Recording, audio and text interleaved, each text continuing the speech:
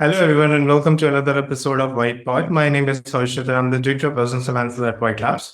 We're a digital agency specializing in SaaS and e-commerce SEO. I've got Kate with me today. She's the CMO of Approveit, a brilliant business operations automation platform. So, big welcome to you, Kate. So happy to have you with me today. I'm happy to be here. Thank you. Thank you so much for having me. Correct. Now, can you please share a bit about your journey in the field of marketing and what really led you to your current role as CMO of Approveit?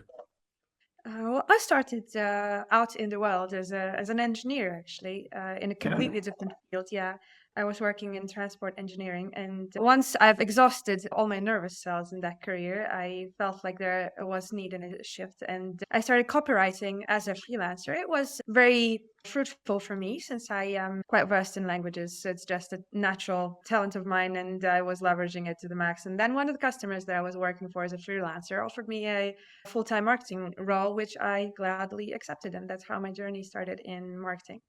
So I've worked in that lovely startup for a while. It was pretty small, but very insightful. It was a B2C platform for designers. Mhm. However, that startup did close not very long after I joined it. And then I revisited my copywriting skills and worked a little bit as a freelancer again. And then the whole story repeated itself. I was offered a marketing position from one of the customers that I've been working for. And I've worked my way to a CMO position in Approveit that way. That's amazing. Now, what are the some pivotal moments or experience in your career that really shaped your approach to marketing? Well, I can't pinpoint a single moment. It was more of a journey for me because I've been exploring marketing from knowing nothing about it to being allowed to call myself a CMO, let's put it that way. Yeah. And I've been reading up a lot of experts and good books like Psychology of Influence and all those milestone books that you have to go through. And then I listen to experts like Rand Fishkin and shape my own approaches. Can't really pinpoint a moment, but it's more of a way. Gotcha. And talking about Approve It, what are the main lead gen channels for you that have been like particularly working brilliantly when it comes to like just generating sales qualified leads for your business? I am very happy with how we're leveraging marketplaces of the platforms that we integrate with. Specifically, Slack and Microsoft Teams marketplaces are showing themselves as an excellent source of highly qualified leads. And people from those marketplaces are aware already of the solution that we're offering and they're looking for it. I would say that it's, if we're talking about the stages of qualification from zero, knowing nothing about it, not needing a solution, to five, being completely ready to purchase, we're getting threes and fours from there easily. So that's a very good source of leads for us and organic traffic. Despite us not having super high numbers, it is a solid source of leads for Approveit right now. Nice. Right. And you're also investing a lot on the paid campaigns, right? Paid as well, right? Uh, that's actually an interesting story because we just started at campaigns. I would say 2 weeks ago, I think we started our testing phase. We are right now testing this channel as an acquisition channel since we pivoted our strategy. We recently released our pricing in the open because before we were mostly on a sales driven approach. And now we're switching to PLG, which allows us to be more open with our customers about our approaches and about our plans, about the prices. And as we've released a free tier for Approveit as well with that pivot, that is the reason why we decided to leverage paid ads. Because usually in the B2B sector, paid ads are not the highest ROI acquisition channel. So we did not leverage it before, but offering a free tier may just offer us some traction in the field that we can then leverage to sale. Okay. And can you please walk us through a recent marketing campaign that you're particularly proud of and what really made it successful? Successful or not, still proud of our recent launch on Product Hunt. It was a big campaign. We prepared for it for a long time. Unfortunately, we did not get featured on the main page. However, we still managed to get more than 200 upvotes. And yeah, it was great. Our team worked hard and the support of the community was amazing. Marketing is all about people anyways. Even if you're in the B2B sector, in the SaaS sector, you're still talking and selling to people. And despite us not getting featured on the main page, unfortunately, we did get quite a good spike of traffic that day and a boost in registrations. That is exactly what we were going for, since we already have this number one product of the day badge from Product Hunt from one of our previous launches. So we weren't hunting for that particularly. We just needed people to hear about us, and it worked. We're very happy with that. Gotcha. And now talking a bit more on the basics, basically, how do you approach creating and executing a marketing plan um, for a SaaS company? How do I approach it? If you ask me how do I approach it literally, then I just sit down and do it, because there's nothing else to be done here. But I think you're going for a slightly more in-depth answer. I would say that I'm not saying anything new right now, but it all comes down to knowing your target audience. Mhm. Everyone says that and their dog, but it's still true. It's core to every marketing effort that you're making, because regardless of how great your creatives are, how good your optimization is, how healthy is your website, it doesn't matter if you're talking to the wrong people. Our main approach focuses, my main approach in strategizing our marketing efforts focuses on is this tactics that I am thinking about going to take me to the people that I need to be talking to? And I'm going from there. Hence the paid ads that we just discussed, that previously we did not work with those because Google Ads and CTOs and CEOs of 500 plus employee companies don't go together very well. But when we're talking about startups and small businesses who are just surfing the internet searching for solutions, then we're talking to them. And that's where we leverage the channel. So that's how I approach it. Gotcha. Now, I'm going to be a little bit biased and just try to understand what all you focus around SEO mainly. Please tell me, like, what specific strategies when it comes to your search engine optimization have been fruitful for you? Number one thing that gave us a boost in month over month traffic recently was investing in our website health, technical health specifically.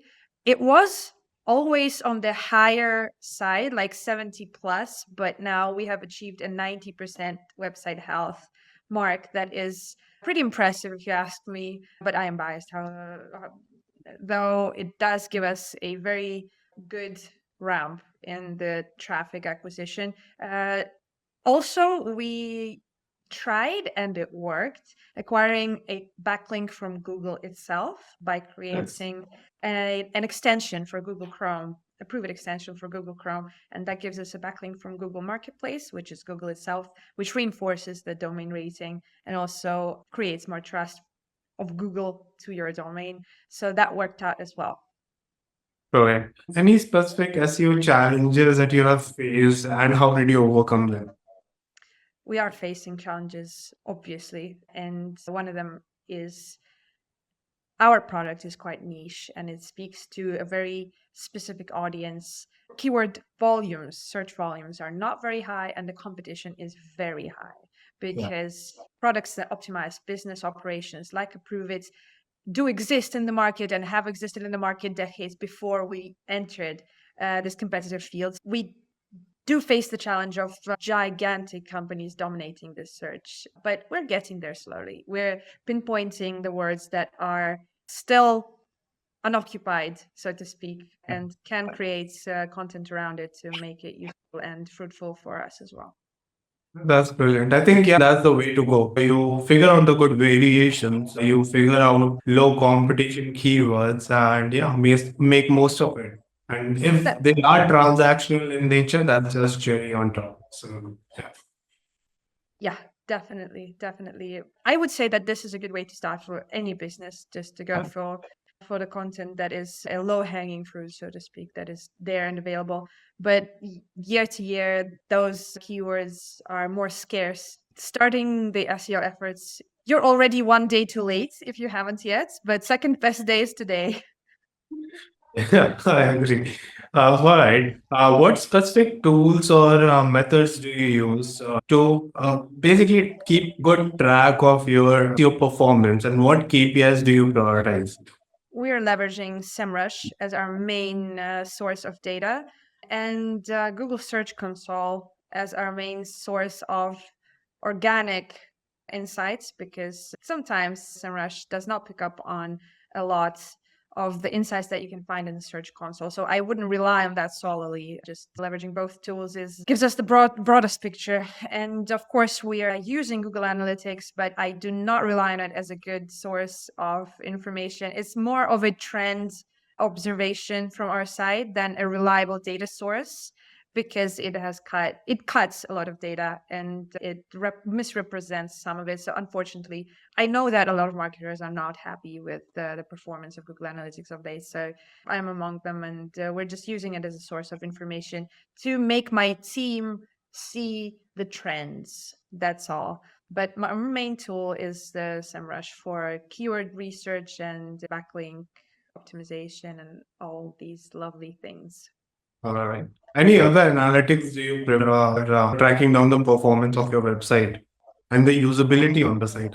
We're using Hotjar Okay. to do specifically that, to understand the usability and the hotspots of the website where people are clicking and paying attention the most. Okay. I would love to understand what a typical conversion rate optimization process looks like. So first of all, I have noticed that what you write on the button and what color is your button, it matters. Yeah. And we've been A/B testing and trying different things. The location of the buttons has to also be in the correct spots so that the eye catches the action first and everything else later. Also, the action that you prefer people to take has to be more highlighted than the additional actions that you also added to your website.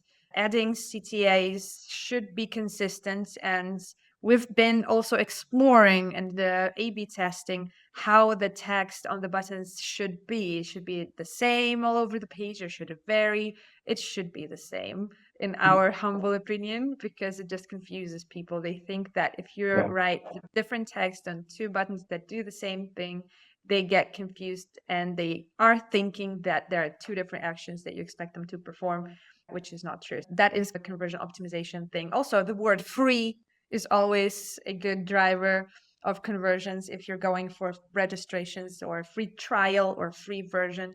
These are the things that's very obvious. I'm hardly saying anything new, but that's the truth that we have discovered for ourselves. And I think that would be it. Also, important information on your website should be out in the open, because if you hide it even behind a scroller or a carousel or any other sort of content, in our experience, it is inefficient. If you want people to see something, it has to be like, bam, there. And no other options, as far as I'm concerned. Yeah, that makes sense. Okay, when it comes to your customer retention side of things, just to have good improved on the churn rate factor altogether, what specific strategies do you have in place to ensure that the customer sticks to the platform for long? I have to confess, Approveit does not have churn, almost at all. We're over 90% retention. Okay. It's awesome. And I think it's due to the nature of our product, because once you implement something into your workflows, it's very hard to get rid of it. Yeah. It's very hard to sit onto something else. It's hard to stop using it. And if it works for you, if you're happy with it, if the product fulfills your requirements, then why would you churn? You wouldn't, right? So our main task and goal is to onboard users, because onboarding is the biggest challenge. It's the part where most teams struggle, specifically when you have to onboard not the champion, not the person you're talking to, but the whole team. And our average customer has over 50 employees on their team. So imagine you figured out a platform. Now you have to do the same for 50 other people, 50 or sometimes 500 other people. And that's where the main challenge arises. So Approveit has a strategy in place for that. There's a self-onboarding that is very detailed, but not long enough to put you to sleep. So you can stay focused, but explore the platform well and hit all the milestones of the exploring without actually getting bored. We've been working on that a lot, A/B testing that a lot, and now I'm proud to say that it's out and about, and people are actually not hating it, which is amazing. I'm following the progress of our users on Hotjar, and that makes me hopeful for this onboarding to be a good idea. Also, there is of course a free trial right now in Approveit. It wasn't there before; it is there now, and helping the team to explore the product during their first week and a sequential first month is the most important. It's a crucial moment because if it sticks during that time, it will stick forever.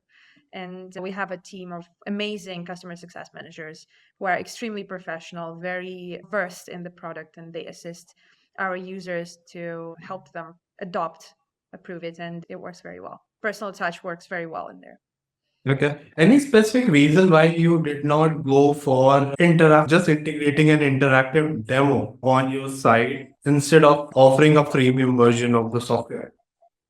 Yeah, there is a reason. Interactive demo is reading a chemistry book. You read a chemistry book and it seems very interesting and okay, fine.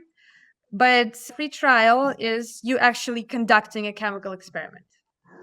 You're actually experiencing what happens there, and you personally yourself see the use case that you want.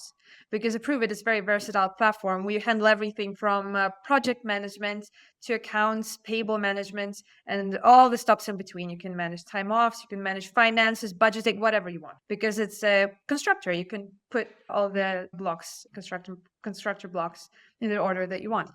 And that kind of makes a challenge out of creating a universal demo. Because if I came there to manage my time offs and you're showing me accounts payable, this just doesn't click. So I would have to create an endless amount of interactive demos for our users to be able to select one. And that would have proven a big challenge technically and time-wise. So it's much more productive and much easier to just open up the platform and let people explore whatever they came there to explore. Gotcha. All right. Any new emerging marketing trends that you're seeing or really excited about, or maybe planning to take those initiatives within the organization? I love, again, being absolutely corny here, but I love AI research, leveraging AI for research specifically, because I do not enjoy AI content creation. I'm not being skeptical, I'm just being human oriented in that regard. So I know that AI generated content works for a lot of brands and it has to be managed properly just to work, but I just call it my personal bias. I prefer human touch in these things, but I love leveraging AI for research and for minor tasks like keyword optimization check. I create a brief for my content creator, and I then take the text that they give me, I upload it into the AI, and together with the brief, and I ask how well optimized is this content to this brief that I gave to my content creator. It gives me a pretty fair outline. It saves me a lot of time in detailed analysis of the text that they provide to me. And I love that. That saves me a ton of time. All right. And how do you see AI and machine learning influencing the future of marketing and SEO? I don't think it influences the future. I think it influences the present very Present. hard. And yeah, I see it as a tool. I don't see AI. I know that a lot of people see AI as something threatening, as something that will take over their job. And bad news, if AI can take over your job, you should find a better job. Because honestly, I see AI as a great tool that can be leveraged to achieve better results faster, but it shouldn't be relied on as a source of truth, God forbid, or as a substitute for a human writer, right? Because you still have to optimize and explore and fact check and add useful information that ChatGPT or any other AI platform cannot access, right? Yeah. So this is something that is already happening, and it will keep happening, and it will ramp up, and then everything else, it'll come down. People come down. Remember how they said that television is going to kill radio, and then the internet is going to kill television, but those things coexist, and very comfortably too. So this is exactly what I foresee in the future of AI and marketing, this is just going to be a coexistence of existing strategies. No, I agree. I agree. All right. If, say, you have to mention one marketing strategy or tactic that really didn't work out like you planned out, what would that be for you and any specific learning from that experience? Facebook ads. Okay. Yeah, we did our research before trying Facebook ads, and we came to a conclusion that none of our competitors really leverage Facebook ads. That was a sign on its own, but still trying on our own is always the way to go, as far as I'm concerned. And we did, and got a very predictable result of 0 conversions. And it's very explained by the fact that at the time we were a platform with closed pricing, we were sales driven, we were relying on our sales team a lot in customer acquisition, and it's clear that the user who's scrolling through our Facebook feed stopped by our ad will click on it and then find no information that they want to proceed, like how much does it cost, what does it take to get there. They are asked to book a demo call without really knowing why, and that was the point of the journey that was broken, and that's why it didn't work out. I am not saying that Facebook ads are absolute no-go for SaaS marketing. It's No, it just is. that It is. There are tons of groups as well which are pretty active and really working out for SaaS industry. Yeah. yeah, exactly. It's just that for our case at the time, that was a mistake. I am totally going to try it again though. I will make it different. I will make the barrier to entry way lower, and I will make it easier for users to get in touch with us, to talk to us, to touch our brand, to explore it. And I hope it will work. Did you try only lead gen ads or remarketing ads were also part of the whole campaign? Uh, in social media, remarketing is definitely a go-to strategy, but first you have to observe the audience. We're also going to work with lookalike audiences. We have a pretty good pool of customers and leads that we can build a lookalike audience from. So this is going to be a part of our strategy. Okay. Right. And what are the top, your marketing team for the next 12 months? I would say that search engine optimization is our number one, because I want to attract more organic leads, and I see that it's definitely possible, and our own growth and our competitors' growth proves the fact that it's definitely doable, and the field is very warm in terms of people are looking for solutions like ours actively on Google. And leveraging that would be our number one priority, is our number one priority. We're creating a separate section on our website that will be dedicated to explaining the terms that we're using inside a product, especially finance related, to make the barrier to entry again lower, to introduce more informational keywords that drive a lot of organic clicks, that in turn drives our domain rating up, and in turns allows us to leverage commercial intent better. That is something that we have already planned and laid out and are going to be implementing. Right. Right. And good luck to you and your team. Now, Kate, we're coming to an end, and I would love to have a quick rapid fire with you. Are you ready for that? Shoot. If you could have dinner with any marketing legend, who would it be? I don't know if he's a legend, but I do enjoy the talk of Rand Fishkin on the internet. So I would definitely love to have dinner with that guy. Okay. What career did you dream of having as a kid? I wanted to be a ballerina. Oh, Yeah. okay. What's your favorite brand mascot of all time? Lacoste, crocodile. Okay. What one marketing trend that you hope never dies? People selling to people. Okay. Yeah, not treating marketing as B2B marketing specifically as you're talking to a business and everything has to be serious and everything has to be Yeah. very all strict. But you're talking to a person, even if you're talking to a CEO of a huge corporation, you're talking to a person, and diving into that person's motivations is what has been a trend in marketing for quite a while, and it persists, and I'm glad, and I hope it doesn't die. All right. Now, going to a very last question. If you had an unlimited budget for one campaign, what would you do? I'd create crazy creatives. I'd create crazy copy and maybe 30, 50, 100 times different things and just A/B tests all over and over again until I find the perfect crazy copy that works. I have been following a very fun page that is called Surreal on LinkedIn. It's the brand of cereal. Okay. And they are approaching marketing with so much humor and vigor, and they're testing all sorts of theories. And I love what they're doing, and I'd love to do the same. Okay. And since you mentioned crazy, I would love to know like, any specific bizarre marketing tech campaign that you have ever seen work brilliantly.